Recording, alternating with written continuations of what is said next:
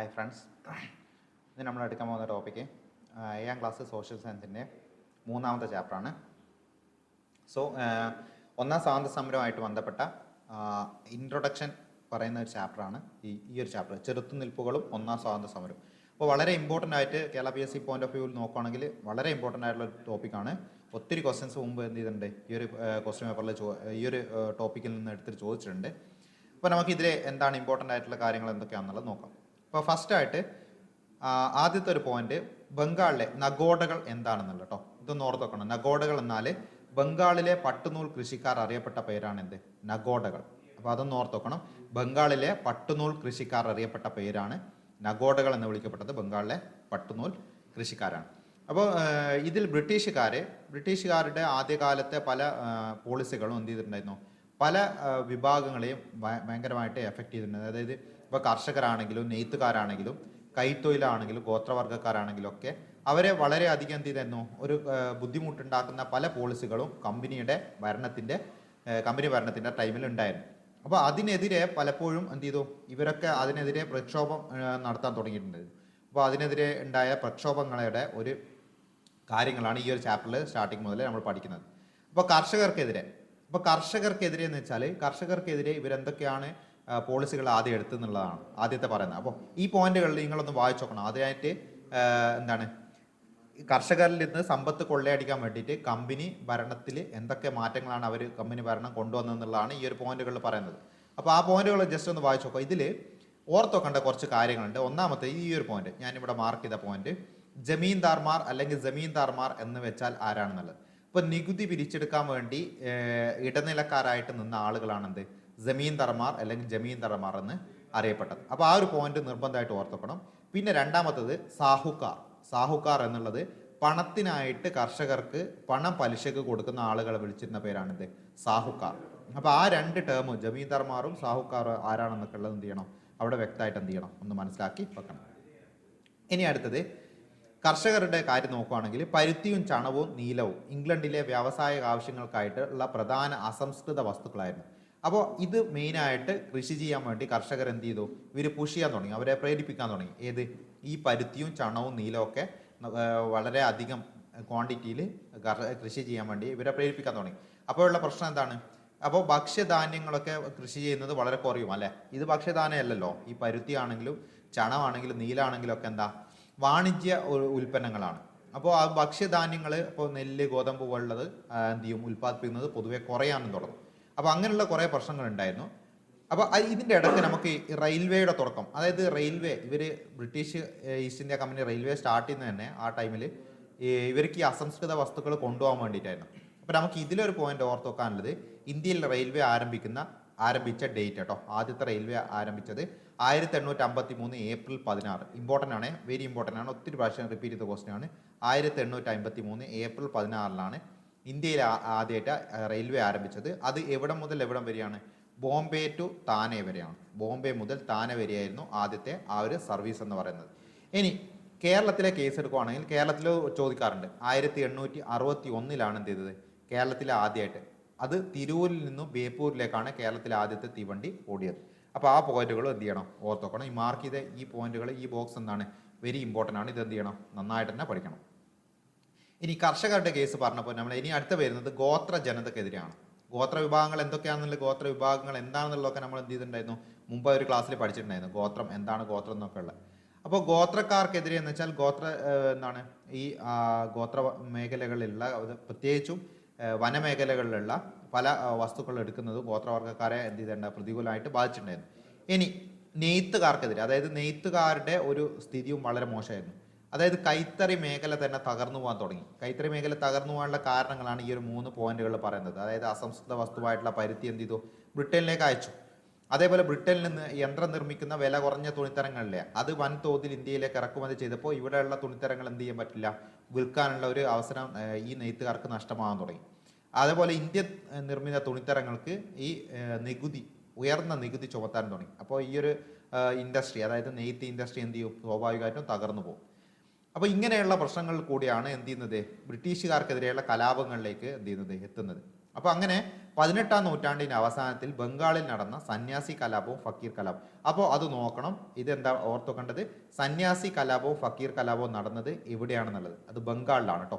18-ാം നൂറ്റാണ്ടിൻ്റെ ലാസ്റ്റോടെ ബംഗാളിൽ നടന്ന കലാപങ്ങളാണ് ഏത്, ഫക്കീർ കലാപവും അതേപോലെ സന്യാസി കലാപങ്ങളും. ഇനി 19-ാം നൂറ്റാണ്ടിൽ മലബാറിൽ കലാപങ്ങൾ പൊട്ടിപ്പുറപ്പെട്ടു. മലബാർ ഏരിയകളിൽ കലാപം പൊട്ടിപ്പുറപ്പെട്ടു. അതിനുള്ള കാരണം എന്തായിരുന്നു? അതായത് പാട്ടക്കുടിയാന്മാരായ മാപ്പിളമാരായിരുന്നു ഈ കലാപങ്ങൾക്ക് നേതൃത്വം കൊടുത്തത്. അപ്പോൾ ഈ കലാപങ്ങളെ മാപ്പിള കലാപങ്ങൾ എന്ന് വിളിക്കാനുള്ള കാരണം അതുകൊണ്ട് തന്നെയാണ്. ഇതേ കാലയളവിൽ ബംഗാളിൽ സമാന സ്വഭാവമുള്ള കലാപങ്ങൾ പൊട്ടിപ്പുറപ്പെട്ടു. ആ കലാപങ്ങൾ അറിയപ്പെട്ട പേരാണെന്ത്, ഫറാസി കലാപങ്ങൾ. അപ്പോൾ ബംഗാളിൽ നടന്ന 3 കലാപങ്ങൾ നമുക്ക് ഓർത്തോക്കേണ്ട ഏതൊക്കെയാണുള്ളത്, ഇതൊക്കെ ഡീപ്പായിട്ട് വരും കേട്ടോ, നമുക്ക് ഇനി ഇതിനെ പറ്റിയൊക്കെ പഠിക്കാനുണ്ട്. ഒന്ന് സന്യാസി കലാപം, അതേപോലെ ഫക്കീർ കലാപം, പിന്നെ എന്താണ് ഫറാസി കലാപം. ഇത് 3 നടന്നത് എവിടെയാണ്, ബംഗാളിലാണ് നടക്കുന്നത്. ഇനി മലബാർ കലാപങ്ങളോ, 19-ാം നൂറ്റാണ്ടിലാണ് മലബാർ കലാപം. അത് നയിച്ചതാരാണ്, പാട്ടക്കുടിയന്മാരായിട്ടുള്ള മാപ്പിളമാരായിരുന്നു ഈ കലാപങ്ങൾക്ക് നേതൃത്വം കൊടുത്തത്. ഇനി കലാപത്തിനിറങ്ങിയ ഗോത്ര വിഭാഗങ്ങൾ, ഇത് എന്താണ് ഇമ്പോർട്ടൻ്റ് ആയിട്ടുള്ള ഒരു ഭാഗമാണ്. കലാപത്തിനിറങ്ങിയ ഓരോ സ്ഥലത്തും ഏതൊക്കെ ഗോത്ര വിഭാഗങ്ങളാണ് കലാപത്തിന് ഇറങ്ങി എന്നുള്ളത് ചെയ്യണം, അവിടെ പഠിച്ചു നോക്കണം. അപ്പോൾ മറാത്തയിൽ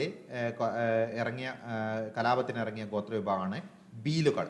അതേപോലെ അഹമ്മദനഗറിലാണ് കോലികൾ, ഛോട്ടാനാഗ്പൂരിലെ കോളുകൾ, രാജമഹൽ കുന്നിലുള്ള സാന്താൾമാർ, വയനാട്ടിലുള്ള കുറിച്ചർ. അപ്പോൾ ഇത് ഓരോന്നും ഇവർ ഏതൊക്കെ പ്രദേശങ്ങളിലാണ് കലാപം നയിച്ചതെന്നുള്ളത് ചെയ്യണം, അത് ചോദിക്കാനുള്ള ചാൻസ് ഉണ്ട്. മുമ്പ് ചോദിച്ചിട്ടുള്ളതാണ്.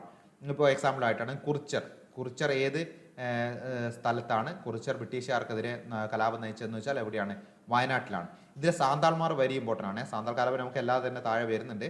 അപ്പോൾ സാന്താൾ വർഗം, ഗോത്രവർഗം താമസിച്ചിരുന്നത് അല്ലെങ്കിൽ അവർ വിപ്ലവം നയിച്ചത് രാജ്മഹൽ കുന്നുകളിലാണ്. താജ്മഹൽ അല്ല, രാജ്മഹലാണ്. രാജ്മഹൽ കുന്നുകളിലാണ് ഇവരെന്ത് ചെയ്തത്, ആ ഒരു വിപ്ലവം നയിച്ചത്. അപ്പോൾ അടുത്തത് നമുക്ക് സാന്താൾ കലാപത്തെ പറ്റിയാണ് പഠിക്കാനുള്ളത്. ഓൾറെഡി പറഞ്ഞു, ബംഗാൾ പ്രവിശ്യയിൽപ്പെട്ട രാജ്മഹൽ കുന്നുകളിലായിരുന്നു സാന്താൾ ഗോത്ര ജനത എന്ത് ചെയ്തത്, താമസിച്ചിരുന്നത്. അപ്പോൾ ഇവർ കൊള്ളപ്പലിശക്കാരെയും കമ്പനി ഉദ്യോഗസ്ഥരെയും ചൂഷണത്തിന് വളരെയധികം എന്ത് ചെയ്തു, ഇവർ ബുദ്ധിമുട്ടിലാണ് കഴിഞ്ഞിരുന്നത്.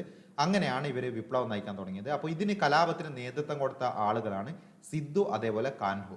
ഈ 2 പേരെ ഓർത്തോക്കണം. സിദ്ധുവും കാൻഹുവും ആയിരുന്നു ഏത് കലാപത്തിന്, സാന്താൾ കലാപത്തിന് നേതൃത്വം കൊടുത്ത വ്യക്തികൾ. സിദ്ധുവും അതേപോലെ കാൻഹു. ഈ കലാപത്തിന് നേതൃത്വം കൊടുത്തത് സിദ്ധുവും അതേപോലെ കാൻഹുവാണ്.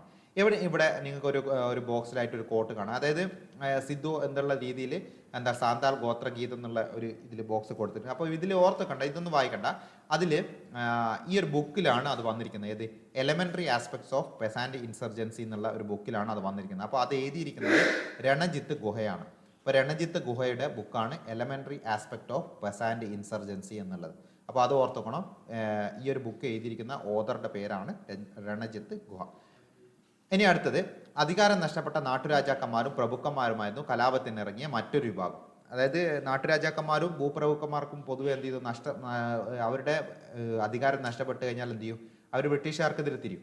അങ്ങനെ ഉണ്ടായ കലാപങ്ങൾക്ക് നേതൃത്വം കൊടുത്ത ചിലരാണ് അടുത്ത പഠിക്കാൻ വന്നത്. അപ്പോൾ നമ്മൾ മുന്നേ പഠിച്ചെന്തായിരുന്നു, കലാപത്തിനിറങ്ങിയ ഗോത്ര വിഭാഗങ്ങൾ, 5 പേരും 5 ഗോത്ര വിഭാഗങ്ങളും അവരുടെ സ്ഥലങ്ങളും പഠിച്ചു. ഇനി അടുത്ത പഠിക്കാൻ പോകുന്നതാണ് ഓരോ നാട്ടുരാജാക്കന്മാർ, അവർ ഏത് പ്രദേശത്താണ് കലാപത്തിന് ഇറങ്ങിയെന്നുള്ളതാണ് അടുത്ത പഠിക്കാൻ പോകുന്നത്. അപ്പോൾ അതിലെ ഒന്നാമത് വരുന്നതാണ് ഇത്, ഔദിലെ രാജാ ചെയ്ത് സിംഗ്. അപ്പോൾ രാജാ ചെയ്ത് സിംഗ് എവിടെയായിരുന്നു, ഔദിലാണ്. അതേപോലെ വീരപാണ്ഡ്യ കട്ടബൊമ്മൻ, അത് മൂപ്പർ എവിടെയാണ്, തിരുനെൽവേലിയിലാണ് എന്ത് ചെയ്തത്, കലാപത്തിന് നേതൃത്വം കൊടുത്തത്. ഇനി ശിവഗംഗയിൽ കലാപത്തിന് നേതൃത്വം കൊടുത്തത് മരുതു പാണ്ഡ്യനാണ്. അതേപോലെ മലബാറിൽ നേതൃത്വം കൊടുത്തത് പഴശ്ശിരാജയാണ്. കർണാടകയിൽ നേതൃത്വം കൊടുത്തത് കിട്ടൂർ ചെന്നമ്മയാണ്. തിരുവിതാംകൂറിൽ വേലുത്തമ്പി ദളവയാണ്. അതേപോലെ കൊച്ചിയിലാണെങ്കിൽ പാലിയത്തച്ഛനാണ്. അപ്പോൾ ഇത് ഓർത്ത് നോക്കണം. ഇതിൽ 3, 2, 5, 1, 5, 2, 7 പേര്, 7 നാട്ടുരാജാക്കന്മാരോ അല്ലെങ്കിൽ പ്രഭുക്കന്മാരുടെ പേരുകളാണുള്ളത്. അവരുടെ അവർ കലാപം നയിച്ച സ്ഥലവുമാണ് നമുക്കിതിൽ തന്നിട്ടുള്ളത്. അപ്പോൾ അതൊന്ന് ഓർത്ത് നോക്കണം, ഇമ്പോർട്ടൻ്റ് ആണ്. ഇനി കേരളത്തിൽ നടന്ന കലാപങ്ങളെ പറ്റിയാണ് അടുത്തത് പറയാൻ പോകുന്നത്. ഓക്കെ, അപ്പോൾ വടക്കേ മലബാറിലെ കോട്ടയം മേഖലയിൽ, വടക്കേ മലബാറിൽപ്പെട്ട ഒരു പ്രദേശമാണ് കേട്ടോ കോട്ടയം, നമ്മുടെ കോട്ടയം ജില്ലയല്ല ഉദ്ദേശിക്കുന്നത്. അപ്പോൾ വടക്കേ മലബാറിലെ കോട്ടയം മേഖലകളിൽ നികുതി പിരിക്കാനുള്ള അവകാശം തടഞ്ഞതാണ് ആരെ യുദ്ധത്തിന് ചെയ്യാൻ പ്രേരിപ്പിച്ചത്, പഴശ്ശിരാജയെ ബ്രിട്ടീഷുകാർക്കെതിരെ യുദ്ധം ചെയ്യാൻ പ്രേരിപ്പിച്ചത്. അതിപ്പോൾ അത് ഓർത്തോട്ടോ, അതൊരു സ്റ്റേറ്റ്മെന്റ് ആയിട്ട് മുമ്പ് എന്ത് ചെയ്തിട്ടുണ്ട്, ചോദിച്ചിട്ടുണ്ട്. അപ്പോൾ വയനാട് വനങ്ങളിൽ കേന്ദ്രീകരിച്ച് ബ്രിട്ടീഷുകാർക്കെതിരെ ഒളിപ്പോരാണ് പഴശ്ശിരാജ നടത്തിയത്. ഇനി പഴശ്ശിരാജയോടൊപ്പം പഴശ്ശിരാജയെ സഹായിച്ച ആളുകളുടെ പേരാണ് അടുത്ത് വരുന്നത്. അത് ഒന്ന് തലയ്ക്കൽ ചന്തു, അതേപോലെ കൈതേരി അമ്പു, എടച്ചേന കുങ്കൻ, അതേപോലെ അത്തൻ ഗുരുക്കൾ എന്നിവരുടെ നേതൃത്വത്തിലുള്ള പടയാളികളാണ് എന്ത് ചെയ്തത്, യുദ്ധത്തിൽ പഴശ്ശിരാജയെ സഹായിച്ചത്. അടുത്തത് ബ്രിട്ടീഷ് വിരുദ്ധ പോരാട്ടങ്ങൾക്ക് തിരുവിതാംകൂറിൽ നേതൃത്വം നൽകിയത് വേലുത്തമ്പി ദളവയായിരുന്നു. ദളവ എന്ന് വെച്ചാൽ വേലുത്തമ്പി ദളവയാണ്. വേലുത്തമ്പി ദളവയാണ് തിരുവിതാംകൂറിൽ നേതൃത്വം നൽകിയത്. ഇനി കൊച്ചിയിൽ നമ്മൾ ഓൾറെഡി പറഞ്ഞു, കൊച്ചിയിൽ മന്ത്രിയായിരുന്ന പാലിയത്തച്ഛനായിരുന്നു അന്നത്തെ നേതൃത്വം കൊടുത്തത്. ഇനി 1809 കുണ്ടറയിൽ വെച്ച് എന്ത് ചെയ്തു, ബ്രിട്ടീഷുകാർക്കെതിരെ പോരാടാൻ ഈ വേലുത്തമ്പി ദളവ ഒരു ആഹ്വാനം ചെയ്തു. അതാണ് എന്ത്, പ്രശസ്തമായ കുണ്ടറ വിളംബരം എന്ന് അറിയപ്പെടുന്നത്. അപ്പോൾ അത് ഓർത്തോക്കണം, ഇയർ ഇമ്പോർട്ടൻ്റ് ആണ്. 1809 കുണ്ടറ വിളംബരം. അത് ആരാണ് പുറപ്പെടുവിച്ചത്? വേലുത്തമ്പി ദളവയാണ്. അപ്പോൾ വേലുത്തമ്പി ദളവ കുണ്ടറ വിളംബരം ഒന്ന് ഓർത്തോക്കും. ഇനി ഇവിടെ ഒരു ബോക്സിലായിട്ട് നിങ്ങൾക്ക് പഴശ്ശിയുടെ അവസാന യാത്ര എന്ന് പറഞ്ഞൊന്ന് കാണാം. ഒന്ന് പഠിക്കേണ്ട ആവശ്യമില്ല. ഇതിൽ ഓർത്തോക്കേണ്ടത് മലബാറിലെ അന്നത്തെ സബ് കളക്ടറുടെ പേരൊന്ന് ഓർത്തോക്കണം, TH ബേബർ. കാരണം നമുക്കത് വരാനുണ്ട്. TH ബേബർ ആയിരുന്നു അന്നത്തെ മലബാറിലെ സബ് കളക്ടർ. ഇനി 1857 ഒന്നാം സ്വാതന്ത്ര്യ സമരത്തെ പറ്റിയാണ് അടുത്തത് പറയാൻ പോകുന്നത്. ഓക്കെ, 1857 ഒന്നാം സ്വാതന്ത്ര്യ സമരം.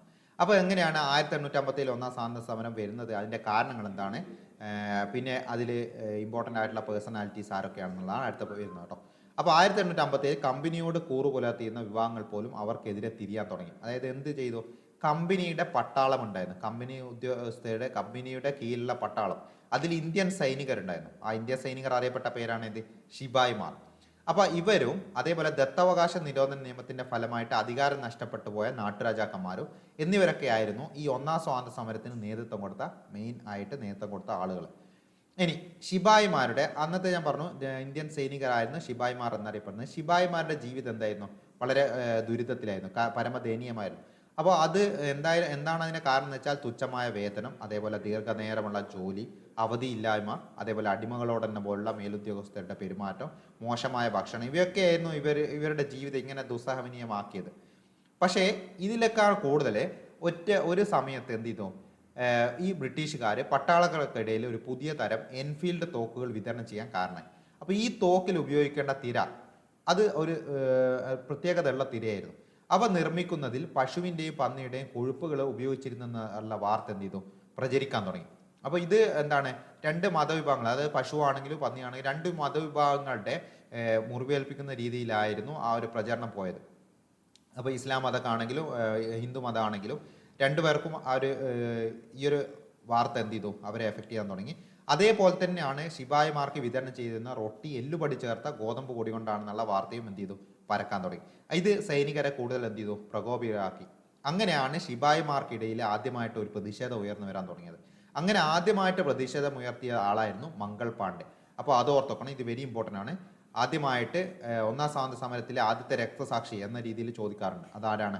മംഗൾ പാണ്ഡെയാണ്. മംഗൾ പാണ്ഡെ പിന്നെ എന്ത് ചെയ്തു, തൂക്കിലേറ്റുകയാണ് ചെയ്തത്. അപ്പോൾ ആദ്യമായിട്ട് ഈ ഒരു പ്രതിഷേധം ഉയർത്തിയത് മംഗൾ പാണ്ഡെയാണ്. ഇനി സൈനിക മേധാവികൾക്കെതിരെ സംഘടിതമായ രീതിയിൽ കലാപങ്ങൾ ആരംഭിച്ചത് മീററ്റിലായിരുന്നു. അപ്പോൾ അതാണ് രണ്ടാമത്തെ പോയിന്റ്, ഏറ്റവും ഇമ്പോർട്ടൻ്റ് ആയിട്ട് പഠിക്കേണ്ടത്. കലാപം ഒന്നാം സ്വാതന്ത്ര്യ സമരത്തിന്റെ കലാപം പൊട്ടി പുറപ്പെട്ട സ്ഥലം എന്ന് ചോദിക്കാറുണ്ട്. അത് മീററ്റാണ്. മീററ്റ് എവിടെയാണ്? UP-യിലാണ്, ഉത്തർപ്രദേശിലാണ് മീററ്റ് വരുന്നത്. അപ്പോൾ മീററ്റും മംഗൾ പാണ്ഡെയും വെരി ഇമ്പോർട്ടൻ്റ് ആയിട്ട് ഓർത്തോക്കണം. ഇനി അടുത്തതിൽ ബഹദൂർ ഷാ രണ്ടാമനെ ഇന്ത്യയുടെ ചക്രവർത്തിയായിട്ട് പ്രഖ്യാപിക്കുകയും ചെയ്തു. ആ സമയത്ത് മുഗൾ ഭരണത്തിന്റെ തലപ്പത്തുള്ളത് ബഹദൂർ ഷാ സഫർ അല്ലെങ്കിൽ ബഹദൂർ ഷാ രണ്ടാമൻ എന്ന് പറയുന്ന വ്യക്തിയായിരുന്നു. അപ്പോൾ അദ്ദേഹത്തെ ഇന്ത്യയുടെ ചക്രവർത്തിയായിട്ട് പ്രഖ്യാപിക്കുകയാണ് ഇവർ ചെയ്തത്. ഇവരെ ശിപായിമാരാണെങ്കിലും ബാക്കിയുള്ള ഇതിലെ ഈ ഒരു വിപ്ലവത്തിൽ പങ്കെടുത്ത എല്ലാവരും ചെയ്തത് അതാണ്. അങ്ങനെ അധികാരം നഷ്ടപ്പെട്ട നാട്ടുരാജാക്കന്മാരൊക്കെ കലാപത്തിൽ പങ്കെടുക്കാൻ തുടങ്ങിയിട്ടുണ്ടായിരുന്നു. അതുകൊണ്ട് കാൺപൂർ, ലക്നൗ, അഹമ്മദാബാദ്, ഝാൻസി, ആര, ഫൈസാബാദ് തുടങ്ങിയ പ്രദേശങ്ങളിലൊക്കെ എന്ത് ചെയ്തു, കലാപം പടർന്നു പിടിക്കാൻ തുടങ്ങി. അപ്പോൾ ഇത് അടുത്ത വരുന്നത് വെരി ഇമ്പോർട്ടൻ്റ് ആണ്. PSC-യിൽ ഒത്തിരി പ്രാവശ്യം റിപ്പീറ്റ് ചെയ്ത ഇമ്പോർട്ടൻ്റ് ആയിട്ടുള്ള ഒരു ടോപ്പിക്കാണ്. അതായത് ഓരോ സ്ഥലത്തും ഈ ഒരു വിപ്ലവം നയിച്ചത് ആരാണെന്നുള്ളത്. അത് കാൺപൂരിലാണെങ്കിൽ നാനാ സാഹിബാണ്. കാൺപൂരിൽ വിപ്ലവം നയിച്ചത് നാനാ സാഹിബാണ്. നാനാ സാഹിബിൻ്റെ ഒപ്പം ആരും കൂടി ഉണ്ടായിരുന്നു? താന്തിയ തോപ്പി കൂടി ഉണ്ടായിരുന്നു. ഇനി ഝാൻസിയിലാണെങ്കിൽ റാണി ലക്ഷ്മിബായി ആണ്. ഝാൻസി റാണി എന്ന് നിങ്ങൾക്ക് അത് കിട്ടുന്നതാണ്. ഇനി ലക്നൌവിലാണെങ്കിൽ ബീഗം ഹസ്രത്ത് മഹലാണ് എന്ത് ചെയ്തത്, ഈ ഒരു നേതൃത്വം നടത്തത്. അതേപോലെ ഫൈസാബാദിൽ മൗലവി അഹമ്മദുള്ള, ആരയിൽ കൻവർ സിംഗ്. അപ്പോൾ ഇതൊക്കെ ഓർത്തോക്കണേ. കാൺപൂരിൽ നാനാ സാഹിബ് താന്തിയ തോപ്പിയും, ഝാൻസി എന്ന സ്ഥലത്ത് റാണി ലക്ഷ്മിബായി, ലക്നൌവിൽ ബീഗം ഹസ്രത്ത് മഹൽ, ഫൈസാബാദിൽ മൗലവി അഹമ്മദുള്ള, ആരയിൽ കൻവർ സിംഗ് എന്നിവരാണ് എന്ത് ചെയ്തത്, ഈ കമ്പനിക്കെതിരെ സമരം നയിക്കാൻ തുടങ്ങിയത്. അപ്പോൾ എന്നാൽ കലാപം എന്ത് ചെയ്തു, കമ്പനി അടിച്ചമർത്തി. പിന്നീട് കലാപം അടിച്ചമർത്തുകയാണ് ചെയ്തത്. അടിച്ചമർത്തിയതിനു ശേഷം എന്ത് ചെയ്തു, ബഹദൂർ ഷാ സഫർ അല്ലെങ്കിൽ ബഹദൂർ ഷാ രണ്ടാമൻ എന്ത് ചെയ്തു, റങ്കൂണിലേക്ക് നാട് കടത്തുകയും ചെയ്തു. അപ്പോൾ ബഹദൂർ ഷാ സഫർ അല്ലെങ്കിൽ ബഹദൂർ ഷാ രണ്ടാമൻ്റെ ഒരു ചെറിയൊരു കോട്ട് ഇവിടെ നിങ്ങൾക്ക് കാണാം. അദ്ദേഹം പറഞ്ഞിരിക്കുന്ന എന്താണ് ഒരു വരികൾ ഇവിടെ കാണാം. ജസ്റ്റ് ഒന്ന് വായിച്ചു നോക്കിയാൽ മതി, ഇത്ര ഇമ്പോർട്ടൻ്റ് ഒന്നല്ല.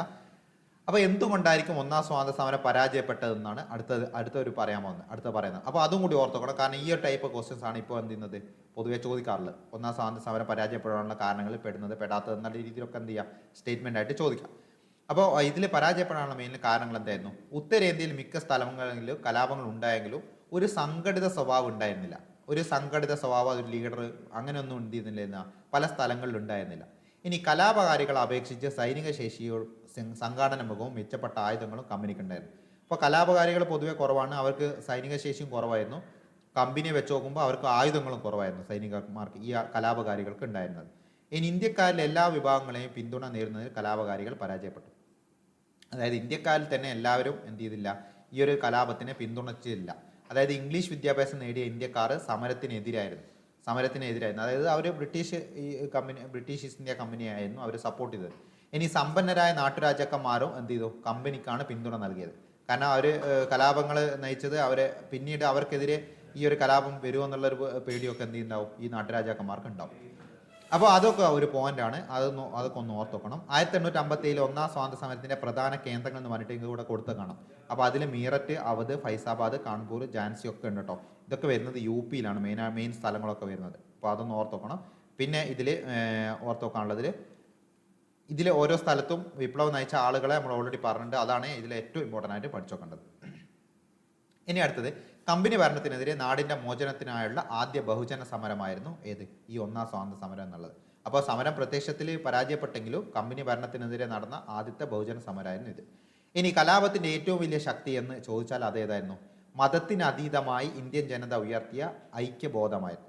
ഓക്കെ, അതായത് മതത്തിനതീതം, അതായത് മത സൗഹാർദ്ദമായിരുന്നു ഇതിലെ ഏറ്റവും വലിയ ശക്തി എന്ന് പറയുന്നത്. എല്ലാ മതക്കാരും എന്ത് ചെയ്തു, ഇതിൽ ഒന്ന് കൂട്ടായിട്ട് നിന്നിട്ട് ബ്രിട്ടീഷുകാരെ തോൽപ്പിക്കുക എന്നുള്ളൊരു ഉദ്ദേശം അവർക്കുണ്ടായിരുന്നു. അപ്പോൾ ബഹദൂർ ഷായെ വിളിച്ചിരുന്ന പേരാണ് ഷാഹിൻ ഷാഹെ ഹിന്ദുസ്ഥാൻ. അതായത് ഇന്ത്യയുടെ ചക്രവർത്തിയായിട്ട് പ്രഖ്യാപിക്കാൻ ശിപായിമാരെ പ്രേരിപ്പിച്ചതും ഏതായിരുന്നു? ഈ ഒരു മത സൗഹാർദ്ദമായിരുന്നു, അല്ലെങ്കിൽ മതപരമായിട്ട് അവർക്കുള്ള ഒരു ഐക്യമായിരുന്നു. അപ്പോൾ ഷാഹിൻ ഷാഹെ ഹിന്ദുസ്ഥാൻ എന്നറിയപ്പെട്ടത് ആരാണെന്ന് ചോദിച്ചാൽ അത് ബഹദൂർ ഷാ ആണ് കേട്ടോ. ബഹദൂർ ഷാ ആണ്. അതും കൂടി ഒന്ന് ഓർത്ത് വെക്കണം. ഇനി അതിനുശേഷം എന്ത് ചെയ്തു? 1857 ഒന്നാം സ്വാതന്ത്ര്യ സമരം പല മാറ്റങ്ങളും കൊണ്ടുവന്നിട്ടുണ്ടായിരുന്നു. അത് പരാജയപ്പെട്ടെങ്കിലും ഒന്നാം സ്വാതന്ത്ര്യ സമരം ഇന്ത്യയുടെ ഭരണ സംവിധാനത്തിൽ എന്ത് ചെയ്തിട്ടുണ്ടായിരുന്നു? വലിയൊരു മാറ്റം കൊണ്ടുവന്നു. ആ മാറ്റം നമുക്ക് ഇനി പഠിക്കാനുണ്ട്. അപ്പോൾ ബ്രിട്ടീഷ് രാജ്ഞിയുടെ 1858 വിളംബരത്തോടെ ബ്രിട്ടീഷ് ഈസ്റ്റ് ഇന്ത്യ കമ്പനിയുടെ ഭരണം എന്ത് ചെയ്തു? ഇന്ത്യയിൽ അവസാനിച്ചു. അങ്ങനെ ബ്രിട്ടീഷ് ഈസ്റ്റ് ഇന്ത്യ കമ്പനിയുടെ ഭരണം അവസാനിച്ചാൽ പിന്നെ അതെന്തിലേക്ക് മാറി? ഇന്ത്യയുടെ ഭരണം ബ്രിട്ടീഷ് രാജ്ഞിയുടെ നേരിട്ടുള്ള നിയന്ത്രണത്തിലേക്കായിട്ട് മാറി. അങ്ങനെയാണ് ബ്രിട്ടീഷ് രാജ്ഞി അല്ലെങ്കിൽ പാർലമെന്റ് എന്ത് ചെയ്തു? ഈ ഒരു ഇന്ത്യൻ ഭരണം ഏറ്റെടുക്കാൻ തുടങ്ങിയത് 1858 വിളംബരത്തോടെയാണ്. അതിന് കാരണമായത് 1857 എന്താണ്? ഒന്നാം സ്വാതന്ത്ര്യ സമരം കൂടിയാണ്. അപ്പോൾ ആ ഒരു പോയിന്റ് കൂടി ഇമ്പോർട്ടൻ്റ് ആണ്, ഒന്ന് ഓർത്ത് നോക്കണം. ഈ ചാപ്റ്റർ വെരി ഇമ്പോർട്ടൻ്റ് ആണ്, ഒത്തിരി പഠിക്കാനുണ്ട്. ഇതിലെ ഓരോ പോയിന്റുകൾ എന്ത് ചെയ്യണം, ഫുള്ളായിട്ട് ചാപ്റ്റർ വായിച്ചാലേ മൊത്തത്തിൽ എന്ത് ചെയ്യും ഒരു ഐഡിയ ഉണ്ടാവും. അപ്പോൾ നിങ്ങൾ എന്ത് ചെയ്യുക, SCRT നിർബന്ധമായിട്ടൊന്ന് വായിച്ച് നോക്കണം. അതിനുശേഷം ഇതിൽ പഠിക്കാനുള്ള ഫാക്ടറുകൾ എന്ത് ചെയ്യുക, അതും ഒന്ന് വൃത്തിക്ക് പഠിക്കും. നമുക്ക് അടുത്ത ടോപ്പിക്കും ഇമ്പോർട്ടൻ്റ് ആണ്, ഇന്ത്യ പുതുയുഗത്തിൽ, അതും മോഡേൺ ഹിസ്റ്ററിയായിട്ട് ബന്ധപ്പെട്ട ഇമ്പോർട്ടൻ്റ് ആയിട്ടുള്ള ടോപ്പിക്കാണ് അടുത്ത വരുന്നത്. നമുക്കിനി അടുത്ത ക്ലാസ് അടുത്തൊരു ടോപ്പിക്കിൽ നോക്കാം.